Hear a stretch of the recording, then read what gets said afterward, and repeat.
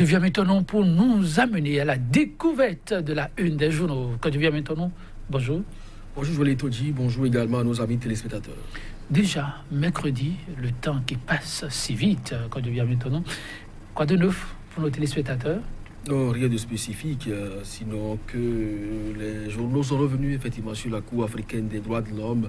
Et donc on se demande si véritablement le gouvernement du Bénin aujourd'hui reconnaît la crédibilité de cette Cour à travers donc le show médiatique qui a suivi la décision du 8 août dernier. La gouvernance de la rupture également est abordée par le journal du service public La Nation qui croit que le Bénin est à la croisée des chemins parce que le PAJSP vraiment s'est compris de tous les Béninois tels que le gouvernement le perçoit ou du moins son chef également le conçoit. De toutes les façons, c'est des analyses qui sont entre autres les faits majeurs aujourd'hui à la une des journaux. Certains sont également allés au-delà donc du Bénin, dans l'Hexagone, pour constater la vie des formations politiques aujourd'hui, l'Union progressiste et le Bloc républicain, et comment ces deux formations ratissent large au niveau donc de l'Hexagone pour ce qui concerne la diaspora béninoise de France pour le compte du chef de l'État. Intéressant tout de même s'il n'y a pas du neuf. Quand je vis maintenant, on va démarrer avec Actu Express. Non, pas Actu Express, mais la dépêche qui affiche donc en titre posture du Bénin. Face à la Cour africaine des droits de l'homme et des peuples, le gouvernement reconnaît-il enfin la CADHP, des décisions qui s'imposent à tous? Lauréat du prix d'excellence Gandaro 2019, les 5 meilleurs bacheliers du Bénin en France depuis lundi, et puis base de données des enseignants, les diplômés de la FASEG désormais acceptés après les affrontements entre population et policiers. Un calme précaire observé à Ndali. Le journal La Nation, gouvernance, le Bénin à la croisée des chemins. Et puis l'Afrique en marche, vie des partis politiques. L'USL poursuit ses consultations avec ses bases.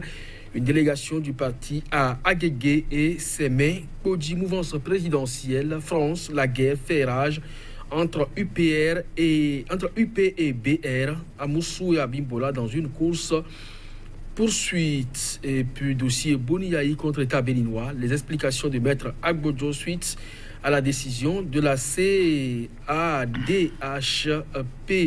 Le confrère de la matinée coupe de la Confédération pour avoir fait honneur au Bénin lors du tour préliminaire aller à Nouakchott. Mathurin Deschacus et son comité exécutif prennent à 100% en compte les dépenses de Esaïe Football Club au match retour. Un motif supplémentaire de satisfaction qui boostera nos représentants à aller plus loin. Le duo Clément Deschamps et Quentin Didavi mérite absolu respect.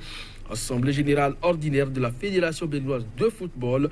Tout se met petitement mais sûrement en place pour la tenue effective du congrès. Le nouvel observateur présidentiel 2021, quel sort pour l'opposition, la compétition, une chose que la rupture n'aime pas. Évaluation diagnostique des enseignants, intérêt et conflit, une analyse de Prosper Mianwade. Et puis cette évaluation continue donc d'être abordée par le journal qui dit une stratégie pour réduire la masse salariale selon Kassa Mampo et révèle les propos du chef de l'État sur les difficultés rencontrées auprès des PTF. Matin libre, tuerie des 1er et 2 mai à Kadjeoun. La Cour africaine des droits de l'homme et du peuple rend bientôt son verdict. Et puis, gestion communale, scandale à la mairie de Toribo, sitôt évaluation diagnostique des enseignants, une tournée gouvernementale pour quel impact, Joël Yetoji? Pourquoi je viens maintenant, merci. Nous allons démarrer par là. Matin libre, tuerie à Kadjeoun, des 1er et 2 mai. La Cour africaine des droits de l'homme et des peuples rend bientôt son verdict. Oui, voilà. Un article qui contraste véritablement avec les titres que nous avons eus au début de la semaine, quand on voit que Yahi Boni a été débouté dans le fond et dans la forme, parce que c'est entre autres titres écrits en son temps par nos confrères. Mais quand vous lisez la décision rendue par la Cour africaine des droits de l'homme et des peuples, vous la lisez effectivement, que oui, sur la forme, il y a quand même des faits aujourd'hui qui ne sont plus d'actualité. Entre autres, par exemple, la levée du bouclier au domicile donc, de Thomas Boni Yayi, c'est un fait sur lequel aujourd'hui la Cour ne peut donc plus se prononcer, donc rendre une décision dans ce sens-là pour dire oui, ce sujet n'est plus d'actualité, c'est normal.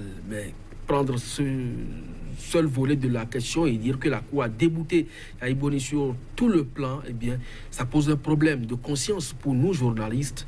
Nous devons savoir raison garder et effectivement rendre l'information, même si on est tenu, et quand même pas un certain nombre de contrats. De toutes les façons, sur la question, Maître Agbodjo Renaud s'est prononcé et il a été on ne peut plus clair. La Cour va se prononcer dans les tout prochains jours ou mois, si possible, sur ces événements. Et un peu comme ce journal, il y a beaucoup d'autres qui sont revenus donc sur cette Cour à travers donc sa décision qui est attendue parce que elle s'est saisie effectivement de ce dossier que le président Boni Yayi lui a transmis par son conseil et est en train de travailler également là-dessus. Donc des pans ont été vidés, mais il reste d'autres sujets sur lesquels la Cour va se prononcer donc dans les tout prochains jours. On attend de voir comment le Bénin va accueillir encore une fois cette décision. Si entre-temps, elle n'encourage pas le gouvernement et cette fois soutient donc le chef de l'État Thomas Boni Yayi, on verra donc l'accueil que la presse va encore réserver à cette Cour. Maintenant, on reste au niveau de Matin Libre, dossier d'État ou dossier au sommet de l'État, mais aussi gouvernance locale. Voilà. Matin Libre qui nous amène à Toribo Sito, une question de scandale qui secoue cette commune. Oui, c'est beaucoup plus au niveau des arrondissements, mais il y a également des adjoints au maire qui participeraient à une certaine dilapidation de fonds publics, des mariages qui ont été célébrés et les montants n'ont pas été reversés au niveau du trésor et cela se chiffrait à la limite à 10 millions et au-delà, pratiquement 11 millions de francs CFA. Je crois que quand ça se passe comme ça, dans une commune qui n'a pas de statut particulier et qui donc doit se fonder sur ces genres de ressources pour le développement à la base, en attendant que l'État, à travers le fonds FADEC, ne leur vienne en aide, je crois que c'est suffisamment grave. Et si les faits sont avérés, il faut quand même que les responsabilités soient situées et que ces acteurs impliqués puissent véritablement répondre de leur forfait. Parce que 11 millions de francs CFA pour une commune comme Toribo Sito, ça va faire beaucoup. Il y a des pistes rurales qu'il faut tracer, il y a des périodes de lotissement en cours donc dans toutes les communes du pays. Donc on a besoin donc de ces ressources-là pour avancer, construire également les marchés, mais que des particuliers, fut-il chefs d'arrondissement ou adjoints au maire, puissent donc s'en approprier. Je crois que ça pose vraiment un problème de conscience et je crois que l'étude qui a été faite et qui a révélé donc ces gaps-là doit pouvoir être prise au sérieux et que les autorités puissent également en tirer conséquences pour que les auteurs puissent répondre.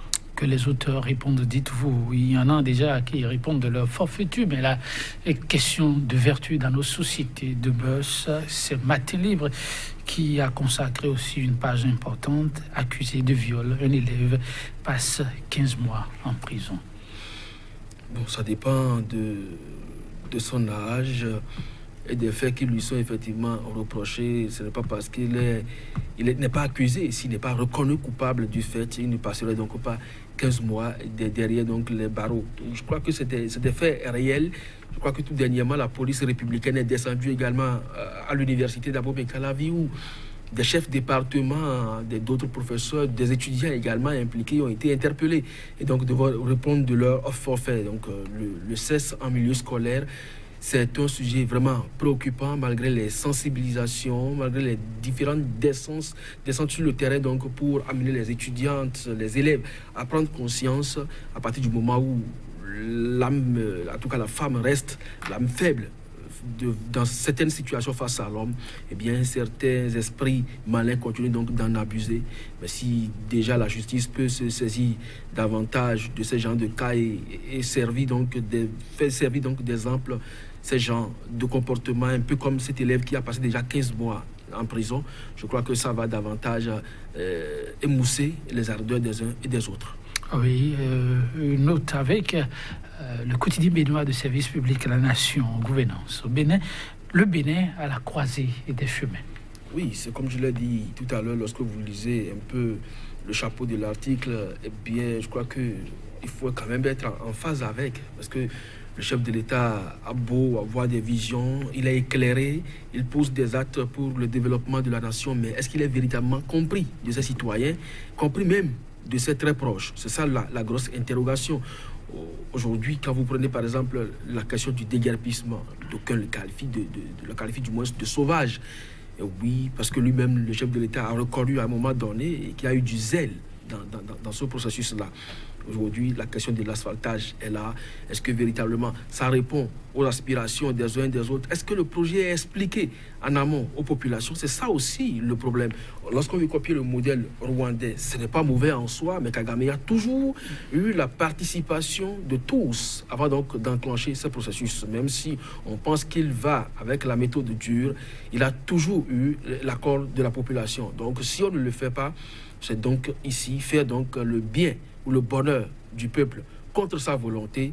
Et ça, si c'est ça vous appelez dictature du développement, la pilule passe toujours très mal. La pilule passe très mal, encore quelques secondes. Quand je viens Tonon, on fait un petit tour à la une du Nouvel Observateur, cette grosse interrogation présidentielle 2021, une projection avec nos confrères. Quel sort pour l'opposition? Oui, la compétition, une chose que la rupture n'aime pas. Bon, est-ce qu'il y a aujourd'hui opposition au Bénin? Si c'est les blocs républicains ou progressistes, vous appelez opposition.